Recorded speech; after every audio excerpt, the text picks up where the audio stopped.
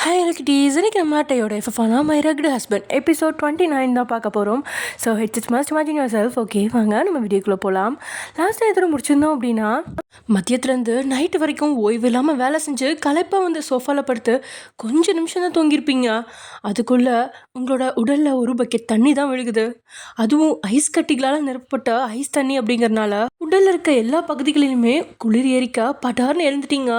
எழுந்து உங்களோட கண்களுக்கு அடுத்த வேதனை கொடுப்பதுக்குனே கோபத்தோட உச்சத்தில் வந்து நிற்கிறான். ஐஸ் தண்ணீரோட குளிரில் நடுங்கிறத விட அவனை பார்த்து பயத்தில் உடல் நடுங்குது. இன்னைக்கு நீங்கள் பெருசாக எந்த தப்புமே செய்யல, இருந்தாலும் தங்கச்சி ப்ரெக்னெண்ட்டாக இருக்கிற தகவல் தெரிஞ்சதுனால அதை உண்மை அப்படின்னு நம்பி சண்டைக்கு வந்திருப்பானோ அப்படின்னு உங்களோட மனசு வாட்டி வதைக்க, நான் உங்ககிட்ட என்ன சொன்னேன் அப்படின்னு கூறிய விழிப்பார்வையால் முறைச்சபடியே கேட்குறான்.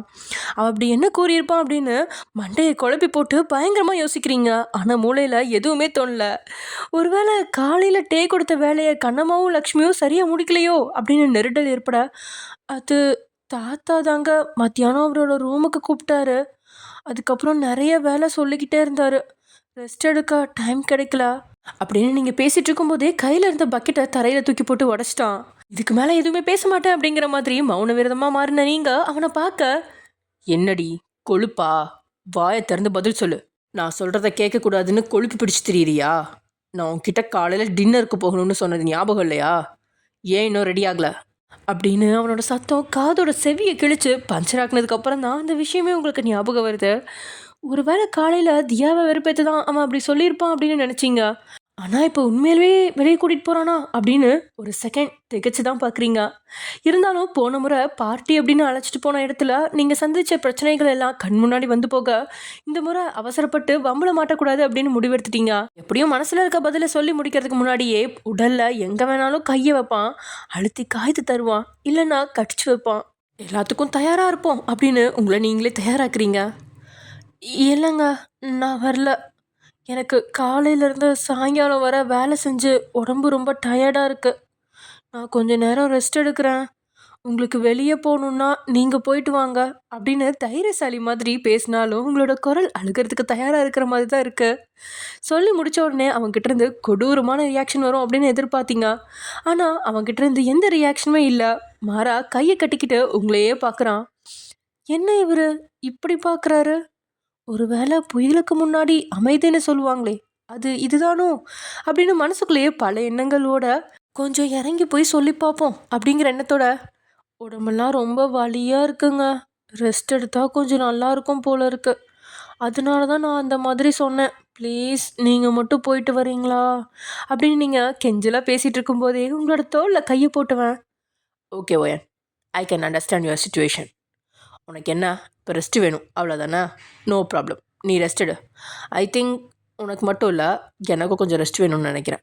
ஸோ நம்ம 2 பேரும் சேர்ந்தே ரெஸ்ட் எடுக்கலாம், அதுவும் ஒன்றா ஒரே பெட்டில் ட்ரெஸ் இல்லாமல் என்ஜாய் பண்ணிக்கிட்டே, ஓகேவா அப்படின்னு சொல்லி கோட்டை கழட்டி கீழே போட்டவன் ஒவ்வொரு சட்டை பட்டனாக கழட்டுறான். பொதுவாக இப்படி உங்கள் முன்னாடி ட்ரெஸ்ஸை கழட்ட மாட்டான். அப்படி கழட்டுறதா இருந்தால் கூட ட்ரெஸ் சேஞ்சிங் ரூம்குள்ளே தான் போவான். இன்னைக்கு கண்ணு முன்னாடியே சட்டையை கழட்டுறான்.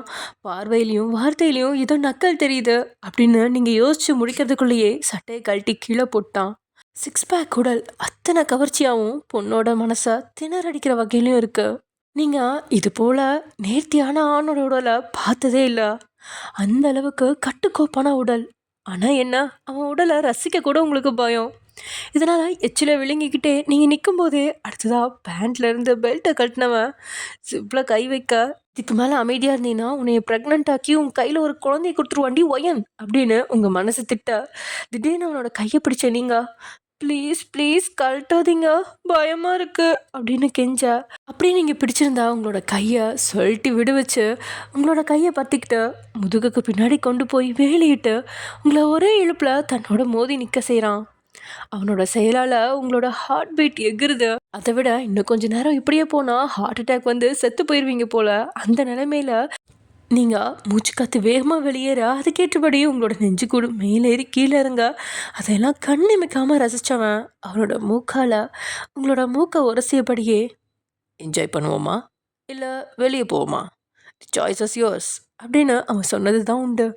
அடுத்த 15 நிமிஷத்தில் லக்ஷ்மியும் கண்ணம்மாவும் சேர்ந்து அவங்களுக்கு தெரிஞ்ச தேவதையா உங்களை அப்படியே வெள்ளை மற்றும் தங்க நிறத்தில் ஜொலிக்கிற சேலையை சிம்பிளாகவும் அழகாகவும் கட்டிவிட்டு டேயோட காரில் ஏறி அங்கேருந்து கிளம்பி விட்டீங்க.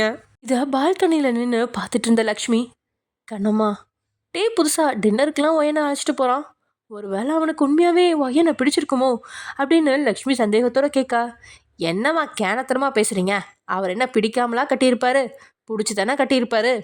காலையில் ஹாலில் வச்சு அவள் கன்னத்தில் ஒரு உமா கொடுத்தாரு, அதை நான் பார்த்தேன் அப்படின்னு கண்ணம்மா சொல்ல, நிஜமாவா சொல்கிற, என்னால் நம்பவே முடியல அப்படின்னு வாயப்பிழந்த லக்ஷ்மி சில நொடி மகிழ்ச்சியில் கொண்டாடிட்டு, டேக்கு ஒயன் மேலே பாசம் இருக்குன்னு தெரியும், அது காதலாக மாறினா நல்லாயிருக்கும். காதல் இல்லாத வாழ்க்கை நரகம் மாதிரி, அந்த வாழ்க்கை ஒயனுக்கு கிடைக்கவே கூடாது அப்படின்னு தன்னோட வாழ்க்கையில் நடந்த சோகம் உங்கள் வாழ்க்கையில் நடக்கக்கூடாது அப்படின்னு நினச்சி சொல்கிறாங்க. அப்படியே லக்ஷ்மியோட முகத்தையே இமைக்காமல் பார்த்தவ, இந்த பஞ்ச் டைலாகெல்லாம் இப்போ தான் ஞாபகம் வருதாக்கு, இதெல்லாம் உங்களுக்கு பல வருஷத்துக்கு முன்னாடி ஞாபகம் வந்திருக்கணும். இப்போவும் ஒன்றும் கெட்டு போகல. ஜிமின் தம்பி ரகுநாதன் ஐயாவை கொல்றதுக்கு முன்னாடி நீங்கள் பேசாமல் ரகுநாதன் ஐயாவை கொன்னுடுங்க, இல்லையா டைவர்ஸ் கொடுத்துட்டு ஜிமின் தம்பி கூட ஜாலியாக ஊர் சுற்ற போங்க அப்படின்னு கண்ணம்மா சொல்ல, இந்த டைலாக்கை கண்ணம்மா இன்னைக்கு மட்டும் சொல்ல பல நாளாக லக்ஷ்மிகிட்ட சொல்லிட்டு தான் இருக்கா. ஆனால் அவளோட மனசு என்றைக்குமே கணவனை விட்டு கொடுக்கல. அதுக்கு காரணம் கணவனே கண்கண்ட தெய்வம் அப்படின்னு கணவனை விட்டு கொடுக்கக்கூடாது அப்படின்னு நினைக்கிற அவளோட பழங்கால கலாச்சாரம் தான். அதனால தான் அவளை எல்லாரும் தூக்கி போட்டு மிதிச்சிட்டு இருக்காங்க. அதே சமயம் இங்கே கார் மின்னல் வேகத்தில் போயிட்டுருக்க உள்ளுக்குள்ளே இருக்கிற உங்களுக்கு ஏதோ ஒரு வகையில் மகிழ்ச்சி தான். ஏன்னா முழு நேரமும் அந்த வீட்டுக்குள்ளே அடைஞ்சு கிடக்குறீங்க, வேலை செஞ்சிட்ருக்கீங்க. அப்படிப்பட்ட நீங்கள் வெளியில் போகும்போது தன்னை மறந்து மகிழ்ச்சியில் வெளியில் தெரிகிற பில்டிங்லாம் பார்த்து ரசிக்கிறீங்க. அந்த நேரத்தில் வானத்தில் ஒரு பிளேன் போயிட்டுருக்க காரை ஓட்டிகிட்டு இருந்த டேயோட கையை தட்டின நீங்கள், என்னங்க அன்றைக்கி நாங்கள் இந்த ஃப்ளைட்டில் தான் வந்தோம் அப்படின்னு பயங்கரமான மகிழ்ச்சியோட சொல்கிறீங்க. அவனும் திடீர்னு காரை ஓரமாக நிறுத்திட்டான். கார் டக்குன்னு நின்னோடனே உங்களுக்கு பயம் தாண்டவமாட டேயோட பக்கம் திரும்ப புருவத்தை உயர்த்தி உங்களை பார்த்தவன், என்ன உன் பாட்டுக்கு கையை தட்டிகிட்டு இருக்க, கார் ஓட்டிகிட்டு இருந்தது தெரிலையா, 2 பேரும் செத்து போகணும்னு நினைக்கிறியா அப்படின்னு அதட்டணும். உங்கள் முகத்தில் இருந்த புன்னகை அப்படியே காற்றுல கரைஞ்சிருச்சு. இல்லை, நான் அப்படி நினச்சி தட்டலை அப்படின்னு நீங்கள் பேசிகிட்டு இருக்கும்போதே அவனோட சீட் பெல்ட்டை கழட்டி உங்களை பார்த்து முழுசுமாக திரும்பி உட்காந்தவன் உங்களோட உதட்டில் கையை வைக்கிறான். அழுத்து கீழே உதட்டா பெருவரலால் தொடச்சி அந்த விரலை உங்ககிட்ட காட்டினவன், என்னது அப்படின்னு கேட்க அவனோட விரலையே நீங்கள் பார்க்க உதட்டில் இருந்த லிப்ஸ்டிக்கோட சாயம் அவன் கையில் இருந்துச்சு. அது அத்தை தான் போட்டு விட்டாங்க அப்படின்னு நீங்கள் சொல்ல, அது எனக்கு தெரியும், ஆனால் நீ இனிமேல் லிப்ஸ்டிக்கெல்லாம் போட வேண்டாம், உன்னோட மேல் லிப்ஸும் கீழ் லிப்ஸும் ஒரே அளவுக்கு பேபி பிங்க் கலரில் சாஃப்டாக செம்மையாக இருக்குது, ஸோ நேச்சுரல் லிப்ஸ்லேயே இரு, அதுதான் எனக்கு பிடிச்சிருக்கு அப்படின்னு சொல்லிக்கிட்டே உங்களோட கீழே உதட்டில் அழுத்தி பிடிச்சு இழுத்தபடியே உங்கள் பக்கத்தில் நெருங்குறான். அவனோட இந்த நெருக்கம் ஏதோ ஒரு வகையில் பத்திரத்தை தூண்டுது. அந்த அளவுக்கு உங்கள் பக்கத்தில் நெருங்கிட்டான். அவன் நெருக்கத்தில் என்ன செய்யறதுன்னு தெரியாமல் நீங்கள் கையை எடுத்து அவன் நெஞ்சில் வச்சு அவனுக்கே தெரியாத வகையில் மெல்லமாக தள்ள அவன் அதை கண்டுக்காமல் நெருங்கி வந்து மூச்சை இழுத்து விட்டவன், என்னைக்காவது ஒரு நாள் இந்த லிப்ஸ் மொத்தமாக என் வாய்க்குள்ளே சுருண்டு கிடக்கும், அன்னைக்கு கட்டில் உன்னை மிச்சம் இல்லாமல் மொத்தமாக எடுத்துப்பேண்டி அப்படின்னு சொல்லி கன்னத்தில் ஒரு முத்தத்தை கொடுத்தான். வழக்கமாக பட்டும் படாமல் கொடுப்பான், ஆனால் இன்னைக்கு அழுத்தி எச்சில் கன்னத்தில் படுற அளவுக்கு அவன் கொடுத்த முத்தம் உங்களை திணறடிக்குது. என்னதான் கொடுமைக்காரன் மோசமானவன் அப்படின்லாம் மூளைக்கு தெரிஞ்சாலும் நீங்கள் ஏங்குறதெல்லாம் பாசத்துக்காக தானே. சின்ன வயசுலேருந்தே அம்மா அப்பா பாசத்துக்கு ஏங்குனீங்க, இப்போது கணவரோட பாசத்துக்கும் காதலுக்கும் ஏங்குறீங்க. அந்த ஏக்கத்திலேயே கண்கள் எல்லாம் கண்ணீர் நிரம்பிருச்சு. என்னடி கொஞ்சம் வித்தியாசமாக டச் பண்ணியிருக்கா, உனக்கு இப்படி டச் பண்ணுறது பிடிச்சிருந்துச்சுன்னா சொல்லு, பட்டனை கழட்டுறேன். காரில் இருக்க லைட் ஆஃப் பண்ணால் வெளியே நிற்கிறவங்களால உள்ளே நடக்கிறத பார்க்க முடியாது, உனக்கு பிடிச்ச மாதிரி டச் பண்ணிக்கோ அப்படின்னு கேட்டபடியே அவன் விலக. அவன் சொன்னது புரியாமல் நீங்கள் அவன் முகத்தையே பார்க்க அவனும் சட்ட பட்டன்களை கையை வச்சு கழட்ட தொடங்கும் போது தான் அவன் நெஞ்சில் மேலோட்டமாக இருந்த கை இப்போது சட்டைக்குள்ளே இருக்கிறதே பார்த்த நீங்கள் லபக்குன்னு உருவிக்கிட்டீங்க. ஏன் என்னாச்சு, உடனே எடுத்துட்டா, உனக்கு பிடிச்சிருக்குன்னா சொல்லு, ஷர்ட்டை ரிமூவ் பண்ணுறேன் அப்படின்னு அவன் சொன்ன வார்த்தையால் திணறி போயிட்டீங்க. வேகமாக வேண்டாம் அப்படிங்கிற மாதிரி தலையாட்டுறீங்க. உங்களோட செயலில் டேயோட முகத்தில் ஒரு ஏமாற்றம் தெரிய, okay your wish, but one thing, உனக்கு எப்போ உடம்பு ஆசை வந்தாலும் சொல்லு, ஐ எம் ரெடி அப்படின்னு சொன்னபடி மொத்தமாக விலகி அவனோட இருக்கையில் உட்காந்துக்கிறான். எனிவேஸ், உனக்கு ஏதாவது ஷாப்பிங் பண்ணணுமா? ஐ மீன் ட்ரெஸ் ஜுவல்ஸ்ன்னு ஏதாவது வேணுமா அப்படின்னு அவன் கேட்கா. வேணாம் அப்படின்னு நீங்கள் தலையாட்டா. என்ன எதுவும் வேண்டான்னு சொல்கிற? அதான் உன் தங்கச்சி வந்திருக்கா, அவள் வயிற்றில் குழந்தை வேற இருக்கு, அந்த குழந்தைக்கு ஏதாவது வாங்குறியா அப்படின்னு கேட்கா. உண்மையில் குழந்தை இருந்தால் வாங்கலாம், ஆனால் தங்கச்சியோட வயிற்றில் குழந்தை இல்லை அப்படின்னு உங்களுக்கு நல்லாவே தெரியுமே. இதனால் இல்லைங்க, குழந்தை பிறந்ததுக்கப்புறம் வாங்கிக்கலாம், இப்போ எதுவும் வாங்க வேண்டாம் அப்படின்னு டேக்கு சந்தேகம் வராதபடி சொல்லிட்டீங்க.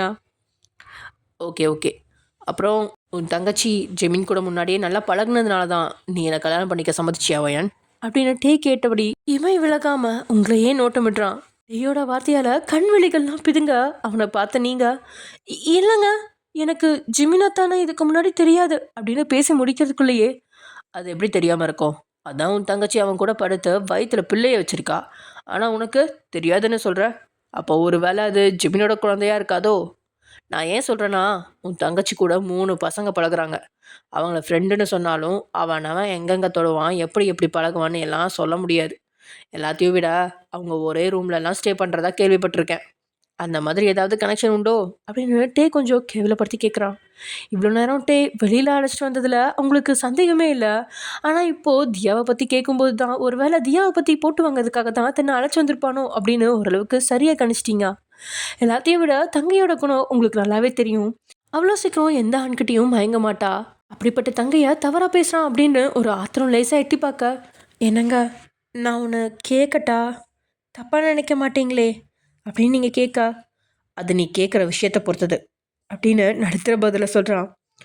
உங்கள் அம்மா சொன்னாங்க நீங்கள் அப்பப்போ பிஸ்னஸ் மீட்டிங்க்காக வெளிநாட்டுக்கெல்லாம் போயிட்டு வருவீங்களாம். அந்த நேரத்தில் வீட்டில் உங்கள் அப்பா சித்தப்பா தாத்தா தம்பின்னு எல்லாமே பசங்களாக தான் இருப்பாங்க. அவங்க கூட நான் அந்த வீட்டில் தங்கினா என்னையும் நீங்கள் சந்தேகப்படுவீங்களா அப்படின்னு சொல்லுன்னு ஏறும்படி கேட்டீங்க. உங்களோட வார்த்தையால் கோபத்தில் மூக்கு சிவக்கா, ஏய் என்ன ஓவராக பேசுகிறா அப்படின்னு டே அதட்ட. நான் ஓவராக பேசினா அதட்டுறீங்க, ஆனால் நீங்கள் பேசுறது உங்களுக்கு தப்பாக தெரியலையா? அவன் 3 பசங்க கூட ஒரே ரூமில் தங்கினாலும் அவங்க மேலே இருக்க நம்பிக்கையில் தங்குறா. அதோட உங்கள் தம்பி கூட படுத்து தான் சொன்னீங்களே, அப்படி படுத்தாலும் உங்கள் தம்பி நல்லா பார்த்துப்பாங்கிற நம்பிக்கையில் தான் படுத்திருப்பா. நீங்கள் என் தங்கச்சியை பற்றி விசாரிக்க தான் என்னை வெளியே கூட்டிகிட்டு வந்திருக்கீங்கன்னு புரியுது. என்னை அடித்து கேட்டாலும் கொடுமைப்படுத்தி கேட்டாலும் எனக்கு உண்மையாகவே எதுவும் தெரியாது. தயவு பண்ணி வீட்டுக்கு கூட்டிகிட்டு போங்க அப்படின்னு சொல்லிட்டீங்க. உண்மையில் நீங்கள் இப்படி கோவப்பட்டும் வார்த்தைகளை விட்டும் அவ்வளவா பார்த்ததில்ல. அப்படி பேசினாலும் அடுத்த நொடி பயப்படுவீங்க. ஆனால் இன்றைக்கி உங்களோட முகத்தில் பயம் இல்லை, தங்கையை தப்பாக பேசின ஆதங்கம் மட்டும்தான் தெரியுது. அந்த இடத்துலையே உங்களை கொடுமைப்படுத்தி அடக்கணும் அப்படின்னு மூளை சொல்லுது. இருந்தாலும் பொறுமை காக்குறான். ஓகே, உனக்கு என்ன, வீட்டுக்கு தானே போகணும், போகலாமே அப்படின்னு சொல்லி வண்டியை ஸ்டார்ட் செஞ்சுட்டான். அப்படியே ரிவர்ஸ் எடுத்து திரும்பி வீட்டுக்கு போகிற திசை நோக்கி கிளம்புது வண்டி. பெருசாக டே கூட வெளியே வரணும் அப்படிங்கிற ஆசையெல்லாம் இல்லை. இருந்தாலும் வெளியில் வரும்போது சுதந்திர காற்றை சுவாசிப்பு தான் உணர்றீங்க. ஆனால் அந்த சுதந்திர காற்று இதோட முடிஞ்சிருச்சு அப்படின்னு புரிஞ்சு நீங்கள் அமைதியாக இருக்கும்போது அப்படியே கார் ஒரு பெரிய 5 ஸ்டார் ஹோட்டல் முன்னாடி வந்து நிற்கிது. அங்கே தான் மயூரி பாடி கார்ட்ஸோட ஜோசப் நின்றுட்டுருக்காங்க. அந்த பிரம்மாண்ட ஹோட்டலை பார்த்து வாயை பிளந்த நீங்கள் அப்படியே உட்காந்துருக்க. ஒத்த விரலால் உங்களோட தாடையில் கை வச்சு உங்கள் வாயை மூடினவன் உன் தங்கச்சியை பற்றி போட்டு வாங்கிறதுக்காக உன்னை வெளியே கூட்டிகிட்டு வரல. உண்மையாகவே உன் கூட டின்னர் சாப்பிட ஆசையாக இருந்துச்சு, அதனால தான் கூட்டிகிட்டு வந்தேன். வெளியே வா அப்படின்னு சொல்லிட்டு டே கீழே இறங்க. நீங்களும் கீழே இறங்குறீங்க. அவ்வளோ நேரம் பதட்டத்தோடு நின்றுட்டு இருந்த மேனேஜர் உங்களை பார்த்து வாயை பழக்கிறான். அட கடவுளே, இது என்ன பொண்ணா தேவதையா? என் பொண்டாட்டிலாம் பழைய சரா காட்டினா பழைய படத்தில் வர்ற பேய் மாதிரி இருப்பா. ஆனால் இந்த பொண்ணு ராத்திரி இவ்வளோ அழகாக இருக்கா. இப்படிப்பட்ட பொண்ணையா இந்த ஆள் டார்ச்சர் பண்ணுறான்? பாவம், சந்தோஷமாக சுற்றிட்டு தெரிஞ்ச பொண்ணோட ஃபோட்டோவை இந்த கொடுமைக்கார பாஸ்கிட்ட காட்டினதுனால தான் இந்த பொண்ணு இவ்வளோ கஷ்டப்படுறா. இந்த பாவம் எல்லாத்தையும் நான் எந்த சர்ச்சில் கொண்டு போய் பாவ மன்னிப்பு கேட்டு கரைக்கிறதுன்னு தெரியல அப்படின்னு மேனேஜர் மனசுக்குள்ளேயே கும்பிடிக்கிட்டு இருக்கான். மேனேஜர் சார், எதுக்கு டே சாரோட பொண்டாட்டியை பார்க்குறீங்க? அவர் மட்டும் கவனிச்சாருன்னா உங்கள் 2 கண்ணையும் நோண்டி இங்கேயே திருவோட்டை தந்து பிச்சை எடுக்க விட்டுருவார் அப்படின்னு பக்கத்தில் இருந்த பாடி கார்டு எச்சரிக்கவும் தண்ணிலைக்கு வந்தவன் கேஷுவலாக இருக்கிற மாதிரி காட்டிக்கிட்டான்.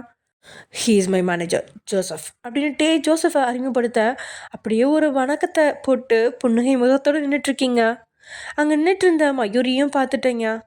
மயூரியை பார்த்ததும் நீங்கள் புன்னகைக்க மயூரிக்கு படபடன்னு ஆயிடுச்சு. ஏன்னா நீங்கள் எங்கே வச்சு பார்த்தாலும் ஏதாவது நல்லா விசாரிக்கிற மாதிரி பேசுவீங்க அப்படிங்கிறது என்னைக்கு டேக்கு தெரிய வருதோ அன்னைக்கு தூக்கி போட்டு மிதிப்பான் அப்படிங்கிறதால நைஸாக ஷாலினி சிரித்த உடனே ஒரு சின்ன புன்னகையோட கொஞ்சம் தள்ளி போய் நின்றுக்கிட்டா மயூரி. மயூரி எதுக்கு இப்படி தள்ளி நிற்கிறா அப்படின்னு இன்னைக்கு வரைக்கும் உங்களால் புரிஞ்சிக்கவே முடியல. அந்த நேரத்தில் டே உங்களோட கையை பிடிச்சு, ஏய் காருக்குள்ளே ஏறி இன்னொருத்தலாம் கொஞ்சம் அட்ஜஸ்ட் பண்ணு, எல்லாம் கண்ட மேனிக்கு வெளியே தெரியுது அப்படின்னு அவன் சொன்னோம். ஓரக்கனால உங்களை பார்க்க உங்களோட இன்னர் கொஞ்சம் வெளியே தெரிஞ்சுட்டு தான் இருக்கு. படப்படன்னு காருக்குள்ள நுழையிறீங்க. அந்த கேப்பில் மேனேஜர் டேக்கிட்ட, பஸ் நீங்கள் லாஸ்ட் மினிட்ல ஒரு ப்ரைவேட் டின்னர் புக் பண்ண சொன்னீங்க. பட் இந்த ஹோட்டலில் எல்லா ப்ரைவேட் டின்னர் ரூமும் ஃபுல்லாகி இருக்கு. ஸோ என்னால் புக் பண்ண முடியல பாஸ்.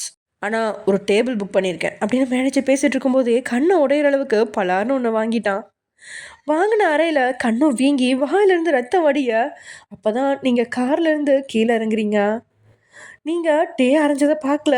திடீர்னு மேனேஜரோட வாயிலிருந்து ரத்தம் வந்ததை பார்த்தீங்க.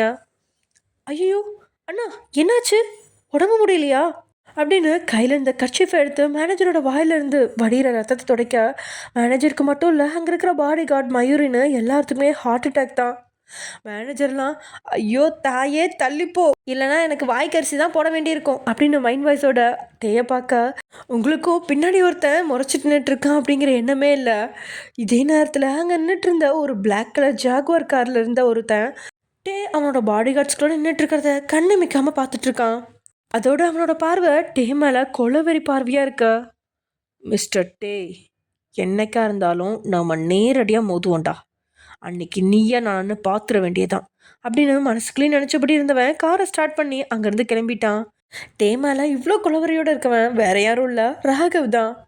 இங்கே நீங்கள் அப்படி மேனேஜரோட ரத்தத்தை தொடச்சிட்டு இருக்க படார்னு உங்களோட கையை பிடிச்சு எலும்பையே உடைக்கிற அளவுக்கு உங்களோட கையை அழுத்தி பிடிச்சிடணும் செயலால் தான் கொஞ்சம் தண்ணியிലേക്ക് வந்த உங்களுக்கு அவசரப்பட்டுட்டனோ அப்படின்னு பயம் தோன்ற, அவனோட பார்வையை கொன்று விடுவான் அப்படிங்கிற மாதிரி தான் இருக்கு. மொத்தமாக நடுங்கி போன உங்களோட கை மணிக்கட்டு டேயோட கை அழுத்தத்தால் சிவந்துருச்சு. அந்த அளவுக்கு உங்கள் மேலே கோபம் இருந்தாலும் அவசரப்படாமல் கொஞ்சம் பொறுமை காத்துறான். ஓகே ஃபைன், எந்த டேபிள் புக் பண்ணியிருக்கேன்னு வந்து காட்டு அப்படின்னு மேனேஜர்கிட்ட பல்ல கடிச்சிட்டு சொல்லிட்டு உங்களோட கையை பிடிச்சி அவன் முன்னாடி போக மேனேஜருக்கு அப்போ தான் நிம்மதியே வருது. இதனால் அவங்களுக்கு பின்னாடியே போய் அந்த பெரிய ஹோட்டலில் இவங்களுக்கான டேபிளை காமிச்சு கொடுக்குறான். மற்ற டேபிளை விட அவங்களுக்கான டேபிள் ஒரு மூளையில் விலாசமாக தான் இருக்குது. இதனால் பெருசாட்டே ரியாக்ஷன் எதுவும் கொடுக்காம அவங்களுக்கான டேபிளில் உட்காந்துட்டான். கொஞ்சம் தள்ளியபடியே பாடி கார்ட்ஸ்கள் மயூரி அப்புறம் மேனேஜர் அப்படின்னு எல்லாருமே இன்னொரு டின்னர் டேபிளில் உட்காந்துட்டாங்க. என்ன மேனேஜர் சார், இத்தனை அடி வாங்கிட்டு உசுரோடு இருக்கீங்க, இந்த பொழப்பு பொழைக்கிறதுக்கு பேசாமல் வேலையை விட்டு போக வேண்டியதானே அப்படின்னு பாடி கார்டில் ஒருத்தன் கிண்டலாக கேட்க, அதை கேட்டு அவன் முதுகுலே ஓங்கி அடித்த மேனேஜர், அடப்போடா வேலையை விட்டுட்டு பிச்சை எடுக்க சொல்கிறியா, ஆனால் ஒன்றுடா, இந்த ஊர் உலகத்தில் இருக்க எல்லாருக்குமே நான் பாஸ் கையால் அடி வாங்குறது தெரிஞ்சிருக்கோம், அந்த அளவுக்கு என்னை தூக்கி போட்டு மிதிக்கிறாரியா, என்னால் சுத்தமாக முடியல அப்படின்னு மேனேஜர் புலம்ப. அதை கேட்டு அங்கே இருக்கிறவங்க சிரிச்சபடி இருக்க. அதே நேரத்தில் டேக்கு பாதுகாப்பு கொடுத்தபடியும் உட்காந்துருக்காங்க. டேபிளில் 2 பேர்த்துக்கும் மெனுக்கார்டு கொடுக்குறாங்க. உங்களுக்கு நிமிர்ந்து எப்படி அதை பிடிக்கணும் அப்படின்னு கூட தெரியல. இருந்தாலும் ஏதோ குத்து மதிப்பாக அதில் இருக்கிற உணவுகளோட புகைப்படத்தை நீங்கள் பார்த்துட்டு இருக்கும்போதே 1 chicken noodles 1 mushroom fried rice அப்படின்னு 2 பேர்த்துக்குமே சேர்த்து ஆர்டர் செஞ்சிட்டான்.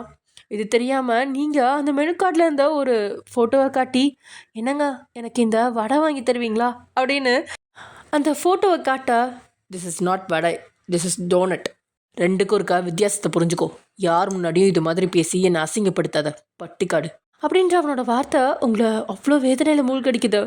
உண்மையில் உங்களுக்கு டோனட் அப்படின்னா என்னன்னே தெரியாது. பார்க்குறதுக்கு வடை மாதிரி தான் இருக்குது, நடுவில் ஒரு ஓட்டையும் இருக்குது, அதோட விலை கூட 50 ரூபா தான் போட்டிருக்கு. இதனால தான் சாப்பிட ஆசைப்பட்டீங்க. கடைசியில் கொஞ்சம் ஏமாற்றத்தோட அடுத்து ஏதாவது வாங்குவோம் அப்படின்னு நீங்கள் அந்த ஃபோட்டோவை பார்த்துட்டு இருக்கும்போதே டேபிளில் சாப்பாடு கொண்டு வைக்கிறாங்க. ஃப்ரைட் ரைஸை உங்கள் பக்கம் திருப்பினவன் சாப்பிடு அப்படின்னு சொல்லிட்டு நூடுல்ஸ் அவன் சாப்பிட ஆரம்பிக்கிறான். பிடிச்ச சாப்பாடை சாப்பிட முடியாத ஏமாற்றம் உங்களுக்கு இருக்குது. ஆனால் வாங்கி தந்த உணவை சாப்பிடலை அப்படின்னா பிரச்சனை அப்படின்னு சாப்பிட்றதுக்காக தயாராகிறீங்க. ஓரக்கனால சுற்றி இருக்கிறவங்கள பார்க்க எல்லாருமே ஸ்பூனை வச்சு தான் சாப்பிட்றாங்க. டேலாம் ஸ்பூன் ஃபோக்குன்னு 2யுமே பயன்படுத்தி தான் சாப்பிட்டுட்டு இருக்கான். இதனால் நீங்களும் ஸ்பூனை எடுத்து சாப்பிட ஆரம்பிக்கிறீங்க. இதை சாப்பிடும்போது கோவில் திருவிழாவில் 3 நாள் பாட்டியும் பேத்தியும் ஐஸ்கிரீம் பானிபூரி இனிப்பு அப்படின்னு சொல்லிட்டு சாப்பிட மகிழ்ச்சியாக இருந்த நிமிடங்கள் கண் முன்னாடி வந்து போகுது. பாட்டியை விட்டு ஒரு நிமிஷம் கூட பிரியாமல் இருந்த நீங்கள் இன்றைக்கி பாட்டியை விட்டு பிரிஞ்சு 9 நாள் ஆகிடுச்சு. அம்மா அப்பாவோட அளவுக்கு இல்லைன்னு அப்படின்னா கூட தன்னால் முடிஞ்ச பாசத்தை உங்களுக்கு கொட்டி கொடுத்த அலமோட ஞாபகத்தில் நீங்கள் உட்காந்துட்ருக்க. ஒற்றை விரலால் உங்களோட நெத்தியில் கொட்டினவன், ஏய் சாப்பிடவா கனவா காங்கிற, ஒழுங்காக சாப்பிடு அப்படின்னு அதட்டவும் தண்ணிலைக்கு வந்த நீங்கள் மறுபடியும் சாப்பிட ஆரம்பிக்கிறீங்க. காலை உணவை சாப்பிட்டது, அதுக்கப்புறம் மதிய சாப்பாடு சாப்பிடவே இல்லை. அதுக்கான நேரத்தை பாலகிருஷ்ணா கொடுக்கவே இல்லை. இதனால் பசியாலையும் சாப்பாடு கொஞ்சம் வித்தியாசமாக இருந்தாலும் ரசித்து சாப்பிட ஆரம்பிச்சிட்டிங்க. ஸ்பூனில் கொஞ்சம் கொஞ்சமாக எடுத்து சாப்பிட்றது பிடிக்காததால கையாலே சாப்பிட தொடங்கிட்டீங்க. இன்னைக்கு வரைக்கும் தான் முன்னாடி நீங்கள் சாப்பிட்டு அவன் பார்த்ததே கிடையாது. அதுலேயும் அவன் வாங்கி கொடுத்த சாப்பாடு உதட்டில் ஒட்டியிருக்கா. அதை நீங்கள் கண்டுக்காமல் ரசித்து சாப்பிட்டுட்ருக்கீங்க. அதை பார்த்தா டேயோட கண்களும் ரசித்து பார்க்குது. என்னங்க இது ரொம்ப நல்லா இருக்கு, எனக்கு இதில் ஒரு 3 பார்சல் வாங்கி தருவீங்களா? லக்ஷ்மி அம்மாவுக்கு இது கண்டிப்பாக பிடிக்கும் அப்படின்னு நீங்கள் சொன்ன வார்த்தையா அவனுக்கு அவ்வளோ மகிழ்ச்சி. ஓகே, 3 இல்லடி, 30 வேணாலும் ஆர்டர் பண்ணிக்கலாம். பட் இன்றைக்கி வேண்டாம், எல்லோரும் இந்நேரத்துக்கு தூங்கியிருப்பாங்க. இன்னொரு நாளைக்கு அவங்களுக்கு ஆர்டர் பண்ணி வாங்கி தரேன் அப்படின்னு டே சொல்ல. ஆமாம்ல, இந்நேரத்துக்கு அவங்க தூங்கியிருப்பாங்க. ஆனால் ஒரே ஒரு பார்சல் மட்டும் வாங்கிக்குவோமா? என் தங்கச்சி எப்படியும் வீட்டுக்கு வர லேட் ஆகும், அவளுக்கு இந்த ஃப்ரைட் ரைஸ் கண்டிப்பாக பிடிக்கும் அப்படின்னு நீங்கள் மகிழ்ச்சியாக சொன்னதும் டேயோட முகம் செந்தனலாக கொதிக்க, ஓவராக துள்ளாமல் சாப்பிட்றி அப்படின்னு மிரட்ட, தப்பாக எதுவும் கேட்கலையே, ஏன் இப்படி இருக்கான் அப்படின்னு புரியாமல் தலை கவிழ்ந்து சாப்பிட ஆரம்பிச்சிட்டிங்க. டே ஹாஃப் ஃப்ரைட் ரைஸ் மட்டும்தான் ஆர்டர் பண்ணியிருக்கா. அவன் சாப்பிட்டுட்டு மொபைலில் பார்த்துட்ருக்கான். நீங்கள் தான் ஆரம்பத்தில் நல்லா சாப்பிட்டீங்க, நேரம் போக போக சாப்பிடவும் முடியல. இருந்தாலும் கஷ்டப்பட்டு தட்டில் இருக்க சாப்பாட்டை காலி செய்ய முயற்சி செய்ய, ஹே லுக் அட் ஷீ, அவள் சாப்பிட்றத பார்த்தியா? கையால் சாப்பிட்றா, அதுவும் சாப்பாட்டையே பார்க்காம பட்னி கிடந்த மாதிரி சாப்பிட்றா. இப்படி சாப்பிட்றவங்கள பார்த்தா நமக்கு எப்படி சாப்பிட முடியும் அப்படின்னு எதிர்ப்புறத்தில் டேபிளில் இருந்த 2 பொண்ணுங்க உங்களை பார்த்தபடியே வாயை விட்டாங்க. அந்த வார்த்தையை கேட்ட உடனே காலையிலையும் தங்கச்சியை இப்படி தான் சொன்ன கேவலமாக திட்டினா, உண்மையில பசிச்சா சாப்பாட்டை கையால் சாப்பிடுவாங்க, வேகமாகவும் சாப்பிடுவாங்க, இதில் என்ன தப்பு இருக்குது அப்படின்னு புரியாமல் மெல்ல டேயோட முகத்தை பார்த்தீங்க. ஆனால் அவன் மொபைலில் கவனம் செலுத்திட்டு இருக்கா. தன்னை யாரும் தப்பாக நினைக்கக்கூடாது அப்படின்னு நெருடலால் ஸ்பூனை எடுத்து நீங்கள் சாப்பிட தொடங்க. வயன், ஸ்பூனை கீழே வச்சுட்டு கையால் சாப்பிடு அப்படின்னு டே சொன்னாலும் அவன் பார்வையெல்லாம் மொபைலில் தான் இருக்கு. இல்லை பரவாயில்லைங்க, நான் ஸ்பூன்லேயே சாப்பிட்டுக்கிறேன் அப்படின்னு சொல்லிட்டு நீங்கள் சாப்பிட. நான் சொல்கிறது கேட்குதா இல்லையா? ஒழுங்காக கையில் சாப்பிடு, ஸ்பூனை கீழே வை அப்படின்னு அவன் சொன்னதும் ஸ்பூனை டேபிளில் வச்சு கையால் சாப்பாடை சாப்பிட, நீங்கள் எடுத்தபடி அந்த பொண்ணுங்களை பார்க்க, அவங்க உங்களையே பார்த்தபடி ஒருத்தர் காதில் இன்னொருத்தர் ஏதோ பேசிகிட்டு இருக்கா. உங்களை தான் ஏதோ சொல்கிறாங்க அப்படிங்கிறது புரிஞ்சிருச்சு உங்களுக்கு. இதனால் உங்களை அறியாமலேயே கைகள் ஸ்பூனை தான் நாடுது. நான் உங்ககிட்ட சொன்னது கேட்டுதா இல்லையா? கையால் சாப்பிடு அப்படின்னு சத்தம் போட்டே டேபிளில் ஓங்கி ஒரு அடி அடிக்கிறான் டே. அவன் அடித்த வேகத்தில் ஓரத்தில் இருந்த சாப்பாடு தட்டோடு சரிஞ்சு உங்கள் சேலையில் கொட்ட, அங்கே இருக்கிற எல்லாரோட பார்வையும் உங்கள் பக்கம் தான் திரும்புது. பயத்தில் நடுங்கி துடிச்ச உங்களோட உதடு கூட உதறல் கொடுக்க, மயூரி உடனே எழுந்து வந்துட்டா. வாங்க வயன், ரெஸ்ட் ரூம் போயிட்டு வரலாம் அப்படின்னு சொல்லிட்டு உங்களை கையை பிடிச்சி ரெஸ்ட் ரூம்குள்ளே அழைச்சிட்டு போகிறா. டே முன்னாடி கண்ணீர் வரல அப்படின்னா கூட ரெஸ்ட் ரூம்குள்ளே வந்த உடனே கண்ணீரெல்லாம் தாறுமாறாக வடியுது. பிடிச்ச உணவை வாங்கி கொடுக்காம அவன் விருப்பத்துக்கு சாப்பிட வச்சான். இருந்தாலும் மறுக்காமல் அதையும் ரசித்து சாப்பிட்டீங்க. ஆனால் டேயோட பேச்சை கேட்கல அப்படின்னு இப்படி சத்தம் போட்டு அசிங்கப்படுத்த வேணுமா அப்படிங்கிற அளவுக்கு உள்ளுக்குள்ளே ஒரு குமுறல் இருக்கா. ஒயன், உங்கள் ட்ரெஸ்ஸை கழட்டித்தாங்க, நான் வாஷ் பண்ணித்தரேன் அப்படின்னு மயூரி கேட்டுட்டு இருக்கும்போதே நீங்கள் அவளை திடீர்னு கட்டி பிடிச்சிட்டிங்க. மயூரி ஒரு நொடி அகல விரிச்ச பார்வையோட அப்படியே நிற்க, எனக்கு இங்கே இருக்க பிடிக்கல, வீட்டுக்கு கூட்டிகிட்டு போங்க ப்ளீஸ் அப்படின்னு நீங்கள் கெஞ்சா. டே மட்டும் இங்கே இல்லை அப்படின்னா நிச்சயம் மயூரி வீட்டுக்கு அழைச்சிட்டு போவா. ஆனால் டேயோட பேச்சை மாரி மயூரியால் எதுவுமே செய்ய முடியாது. இங்கே பாருங்க, நீங்கள் தான் கொஞ்சம் புரிஞ்சுக்கணும். உங்கள் பக்கத்தில் இருக்கிறவங்க உங்களை கிண்டல் பண்ணுறாங்கன்னு அவங்களுக்காக சாப்பிடாதீங்க, உங்களுக்கு பிடிச்ச மாதிரி சாப்பிடுங்க, அதை தான் டே சார் சொல்ல வராரு அப்படின்னு மயூரி தெளிவாக எடுத்து சொல்கிறா. அதை கேட்டபடி மயூரியை விட்டு விலகின நீங்கள், அது எனக்கு புரியுது, எனக்கு பிடிச்ச மாதிரி சாப்பிட சொல்கிறாரு, ஆனால் என் வாழ்க்கையை மட்டும் எனக்கு பிடிச்ச மாதிரி வாழ விட மாட்டேங்கிறாரு. நான் படிக்கக்கூடாது, வீட்டில் வேலைக்காரி மாதிரி இருக்கணும், அவருக்கு பிடிக்கும்போது என் உடம்பையும் எடுத்துப்பாரான், இது மட்டும் டேசருக்கு நியாயமாகப்படுதா அப்படின்னு நச்சுன்னு கேள்வி கேட்குறீங்க. ஆனால் உண்மையில் இதுக்கான பதில் மயூரிக்கிட்டே இல்லை. இதனால் அவன் அமைதியாக நிற்கும்போதே வெளியிலேருந்து பாடி கார்டு ஒருத்தன் கதவை தட்டி, சீக்கிரம் வெளியில் வாங்க அப்படின்னு சத்தம் போட, வெயிட் ஃபார் 5 minutes அப்படின்னு சத்தமிட்ட மயூரி உங்களோட சேலையில் கையை வைக்க, மயூருடைய கையை தள்ளிவிட்ட நீங்கள், நானே க்ளீன் பண்ணிக்கிறேங்க அப்படின்னு சொல்லி பாத்ரூம்குள்ளே போய் கதவை மூடிட்டீங்க. 5 நிமிஷம் தாண்டி கதவை திறந்த நீங்கள் பாவாடை மற்றும் ப்ளவுஸ் மட்டும் போட்டபடியே தன்னோட சேலையை கையில் பிடிச்சிக்கிட்டு வெளியே தலையை எட்டி பார்த்து, மயூரி கரை போக மாட்டேங்குது, என்ன பண்ண அப்படின்னு கேட்க, மயூரியாலையும் அந்த கரையை நல்லா பார்க்க முடியுது. கொஞ்சம் வெயிட் பண்ணுங்க, நான் வரேன் அப்படின்னு சொல்லிட்டு வெளியே போனவ 10 நிமிஷத்தில் புது சேலையோடு வந்துட்டா. அதுவும் வெள்ளை மற்றும் மஞ்சள் கலந்த சேலையோடு வந்தவ அதை உங்கள் கையில் கொடுக்க அதை நேர்த்தியாக கட்டிக்கிட்டு நீங்கள் வெளியே வர. நீங்கள் வெளியே போங்க வயன், டே சாரை வெயிட் பண்ணிகிட்ருக்காரு, நான் சேலையை மடித்து வச்சுட்டு வரேன் அப்படின்னு சொல்லி மயூரி உங்களை அனுப்பி வைக்கிறா. ஒரு சின்ன தயக்கத்தோடு தான் நீங்கள் பாத்ரூமை விட்டு வெளியே வரீங்க. வெளியே வந்த உங்களுக்கு அவ்வளோ அதிர்ச்சி. கொஞ்ச நேரத்துக்கு முன்னாடி ஹோட்டலில் நிறைய பேர் இருந்தாங்க. இப்போது டே மட்டும்தான் இருக்கிறானே தவிர யாருமே இல்லை. பாத்ரூம்குள்ளே போய் 20 நிமிஷம் தான் ஆயிருக்கு. அதுக்குள்ளே எப்படி எல்லாரும் காணாமல் போயிட்டாங்க அப்படின்னு குழம்பி போய் டே பக்கத்தில் வர ஏற்கனவே டேபிளில் கொட்டி கிடந்த ஃப்ரைட் ரைஸ் எல்லாம் சுத்தம் செய்யப்பட்டிருக்கா. புதிய சேலையில் வந்த உங்களை மேலும் கீழுமா எல்லா மோஷன்லேயும் நோட்டமிட்டு, இந்த சேலையிலையும் நல்லா தான் இருக்கா, ஆனால் என்ன வயிறு மட்டும் கொஞ்சம் கண்ணாடி மாதிரி தெரியுது, அதில் அந்த தொப்புள் இருக்கே அப்படின்னு வார்த்தையை இழுத்தபடி அந்த கண்ணாடி சேலை வழியாக தெரிகிற உங்களோட தொப்புளை அவன் பார்த்ததும் உங்களுக்கு பயம் பற்றிக்க சேலை முந்தானி எடுத்து இடுப்பு வயிறுன்னு எல்லாத்தையும் மறைச்சிட்டிங்க. இதுவே வீடாக இருந்திருந்தா அவன் தொப்புளை ரசிக்கும்போது நீங்கள் மறைச்சிருந்திருந்தீங்கன்னா மொத்த சேலையை வேண்டுமானும் உருவி உங்களை தான் முன்னாடி சிலையை நிற்க வச்சு ரசிச்சிருப்பான். ஆனால் பப்ளிக் பிளேஸில் அப்படி செய்ய முடியாது. ஸோ வா வந்து உட்காரு அப்படின்னு உங்களோட இடது பக்கத்தில் இருந்த இருக்கையில் கை காட்டி உட்கார வச்சு சேரோட உங்களை அப்படியே இழுத்து அவன் பக்கத்தில் நெருக்கமாக்குறான். நீங்கள் சாப்பிட்டுட்டு இருந்தது மாதிரியே இன்னொரு ஃப்ரைட் ரைஸ் வந்துருச்சு, சாப்பிடு அப்படின்னு சொன்னதும் ஏற்கனவே வயிறு ஓரளவுக்கு நிறைஞ்சிருந்தாலும் சாப்பாட்டை வீணாக்கக்கூடாது அப்படின்னு தான் கண்ணை தள்ளிக்கிட்டு தான் சாப்பிட்றீங்க.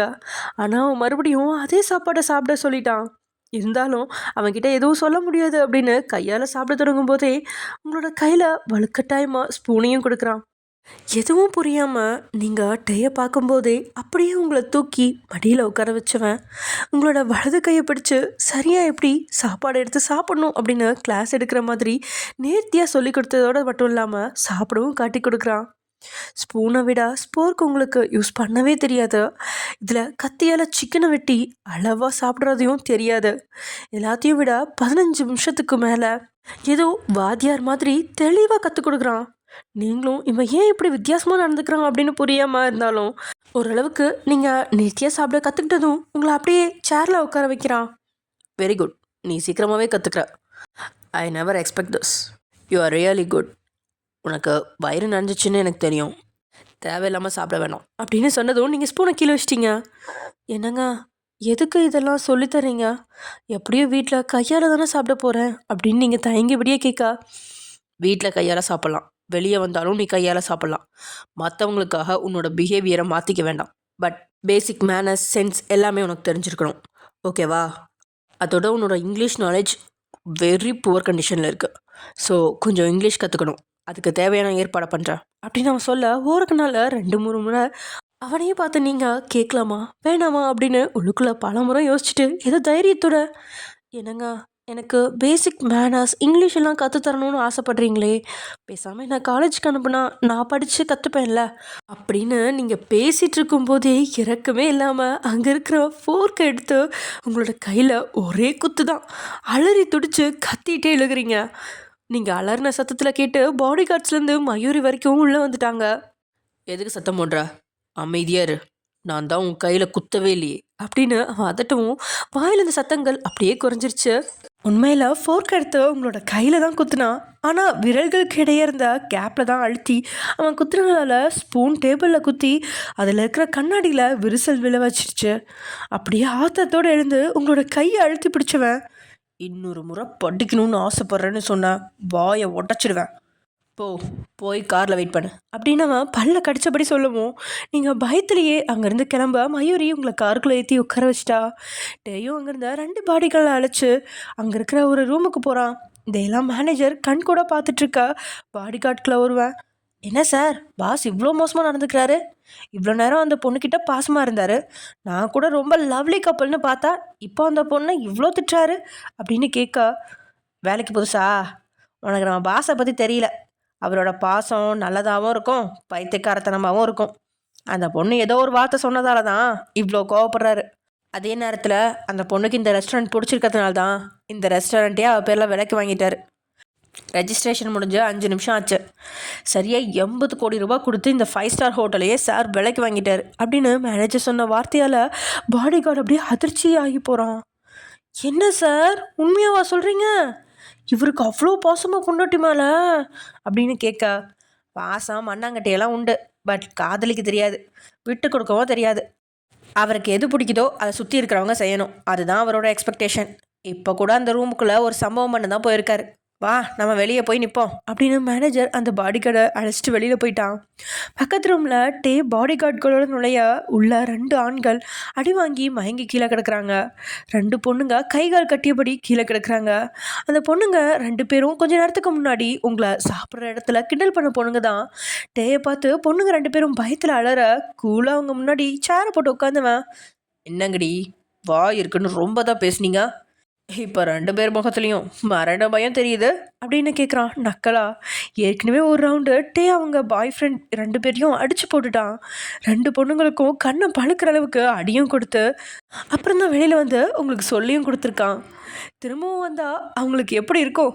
இதனால தான் பயந்து போன ஒருத்தி, சார் ரியலி சாரி சார், இனிமேல் அந்த மாதிரி பேச மாட்டேன். ஆக்சுவலி நீங்கள் ரொம்ப ஹேண்ட்ஸமாக இருந்தீங்க, உங்கள் ஒய்ஃபும் அழகாக இருக்காங்க, பட் கிராமத்து பொண்ணு மாதிரி இருந்தாங்க, அதனால தான் நான் அந்த மாதிரி பேசினேன், ரியலி சாரி அப்படின்னு அவள் கெஞ்ச, பக்கத்தில் இருந்த பொண்ணும், அண்ணா நானும் தெரியாமல் தான் சொன்னேன், உங்கள் மிஸ்ஸஸ் காலில் விழுந்து வேணால் மன்னிப்பு கேட்குறேன், விட்டுருங்க அப்படின்னு 2 பேரும் காலில் விழாத குறைய கெஞ்சுறாங்க.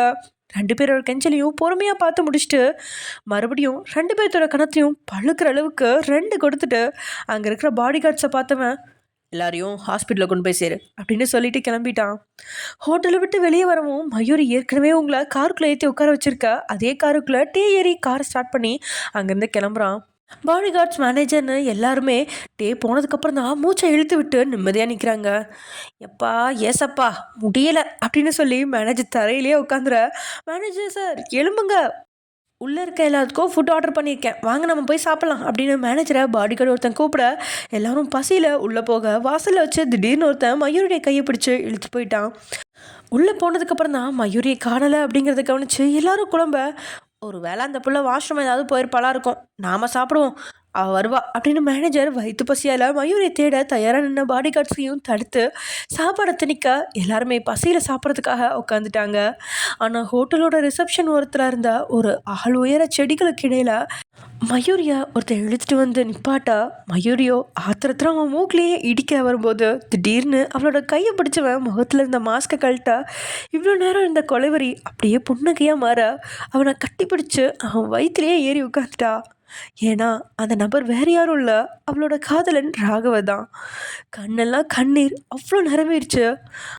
அவள் தான் இப்படி கட்டி பிடிக்கிறாளே தவிர அவன் அளவாக தான் கட்டிப்பிடிச்சு இடுப்பில் கை வச்சு அப்படியே சுவரோட சாச்சு கீழே இறக்கி விடாமல் நின்றுட்டுருக்கான். சில வினாடி 2 பேரோட தேகமும் மோதி நசுக்கிற அளவுக்கு தான் அவங்களோட நெருக்கம் இருக்கு. 2 பேரோட சூடான மூச்சு காத்தும் மாறி மாறி தேகங்களுக்கு இதமூட்ட அடுத்த சில நிமிடங்கள்லேயே மயூரியோட கைகள் அவனோட உடல்ல எசக்கு பிசக்க நுழையவும் சுதாரிச்சுட்டு அவகிட்ட இருந்து பிரித்து இடுப்பில் இருந்தவளை கீழே இறக்கி விட்டவன், ஏண்டி 2 நாளாக ஃபோன் பண்ணல, நான் மெசேஜ் பண்ணாலும் ரிப்ளை பண்ண மாட்டேங்கிற, உனக்கு என்ன பிரச்சனை, என்னை லவ் பண்ணிவிட்டு கழட்டி விடலான்னு பார்க்குறியா, இன்றைக்கி நான் உன்னை இங்கே பார்க்கலைன்னா நாளைக்கு டீயோட ஆஃபீஸ்க்கே வரலான்னு நினச்சிட்டு இருந்தேன் அப்படின்னு அவன் பேசிகிட்டு இருக்கும்போதே அவன் வாயில் கையை வச்சு பேசுறதபடி தடுத்தவ, ப்ளீஸ்டா அந்த மாதிரி மட்டும் சொல்லாத, நான் செத்து போனேன்னு உனக்கு தகவல் கிடைச்சா கூட டேசர் இருக்க இடத்துல வரக்கூடாது, அவரை பற்றி உனக்கு தெரியாது, அவர் உன்னை கொல்லாமல் விட மாட்டார் அப்படின்னு அவள் பயப்பட, ஏண்டி அவனை பார்த்து இவ்வளோ பயப்படுறா, அவன் என்ன பெரிய கொம்பனா, உன் குடும்பத்தில் இருக்கிறவங்க என்னடானா சொல்கிறவனுக்கு தான் உன்னை கல்யாணம் பண்ணி வைப்பேன் அப்படின்னு ஒத்த காலம் நிற்கிறாங்க, நீ ஃபோன் அட்டன் பண்ணாதால நான் ஜெமின் கிட்டே ஃபோன் பண்ணி விசாரித்தேன், அப்போ தான் ஜெமின் உனக்கும் அவனுக்கும் மேரேஜ் ஃபிக்ஸ் பண்ணி கேன்சல் பண்ணதையும் பற்றி என்கிட்ட சொன்னான். இங்கே பாரு மயூரி, என் அம்மா அப்பா உன் வீட்டில் வந்து சம்மந்தம் கேட்க ரெடியாக தான் இருக்காங்க, உனக்கு ஓகேனா சொல்லு, நான் எப்போ வேணாலும் வர ரெடியாக தான் இருக்கேன், ஜஸ்ட் ஒரு முறை என்ன அவங்க முன்னாடி கூட்டிகிட்டு போ, கண்டிப்பாக நம்ம மேரேஜுக்கு நான் பர்மிஷன் வாங்குவேன் அப்படின்னு ராகவ் சொல்ல, வேண்டாம் அப்படின்னு தலையாட்டினவ, ப்ளீஸ் ராகவ், 1 வருஷம் டைம் இருக்குது, கொஞ்சம் வெயிட் பண்ணு, எல்லாரும் என்னை தேடுவாங்க, உன் கூட இருக்கிறத யாராவது பார்த்தா டேஸாருக்கு தகவல் போயிடும். ஸோ அப்புறமா பார்ப்போம் அப்படின்னு சொன்னவ திடீர்னு அவனோட உதட்ட பதிக்கிறா. அவன் கீழே உதட்ட கவ்வி தன்னோட இதழ்களுக்குள்ள பொருத்தினவ முத்தம் அப்படிங்கிற பேர்ல வன்மையா இதழை துவைக்கிறா. அவளோட முத்தத்துக்கு ஏற்றபடி அவனோட முத்தமும் தொடருது. ஓகே ஃப்ரெண்ட்ஸ், இதோட இந்த எபிசோட முடிச்சிடலாம். நெக்ஸ்ட் எபிசோடில் என்ன நடக்க போகுது அப்படிங்கிறத நெக்ஸ்ட் எபிசோடில் பார்க்கலாம். ஓகே, பாய்.